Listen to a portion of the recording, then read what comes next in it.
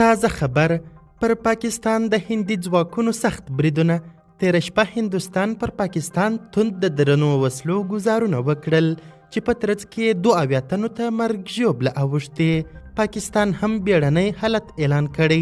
د افغانستان اسلامي امارت هم د هند یاد برید ته غبرګون ښودلی.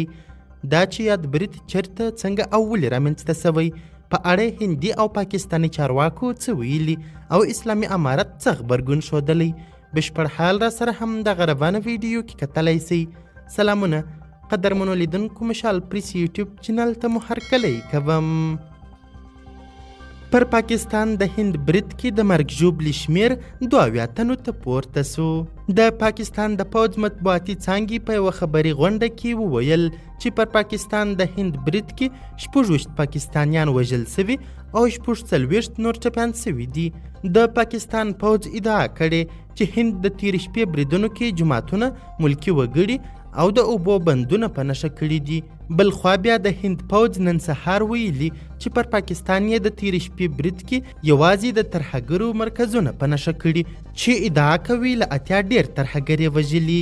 له دې سره په ملګرو ملتونو کې د پاکستان استازي ویلي چې یاد سازمان ته د هند د برید په تړاو معلومات ورکړي او له ځانه دفاع خپل حق ګڼي. د هند تر برید وروسته پاکستان د هند د 5 الوتکو د غورځولو ادعا وکړه. هند د 3 الوتکو د غورځېدو منلې ده. پر پاکستان برید د هند تر ولکې لاندې کشمیر کې د اپریل میاشتې د وسلوال برید غبرګون کې وسو چې 26 هندي سیلانیان پکښې ووژل سول چې هند یې پاکستان مسؤل وګاڼه.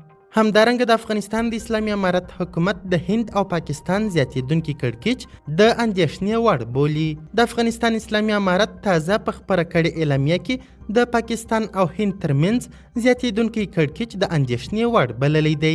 اعلامیه کې زیاته سوې چې د یادو دواړو هیوادونو ترمنځ د وضعیت لا ترنګلتیا د سیمې په ګټه نه دی.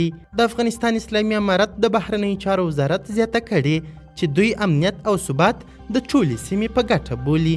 اعلامیه کې پر دواړو لوریو غږ سوی چې له زغم څخه کار واخلي او ستونزې د ډیپلوماسۍ له لارې په خبرو او تفاهم حل کړي. قدرمنو لیدونکو، د ویډیو له کتلو مو نړۍ مننه. د لا زیاتو او نورو لحظه پر لحظه خبرې مطالبه لپاره زموږ همدغه مشال پریس یوټیوب چینل سبسکرایب کړي. تر بیا او بلې ویډیو ښه وخت ښې چارې. د الله په امان.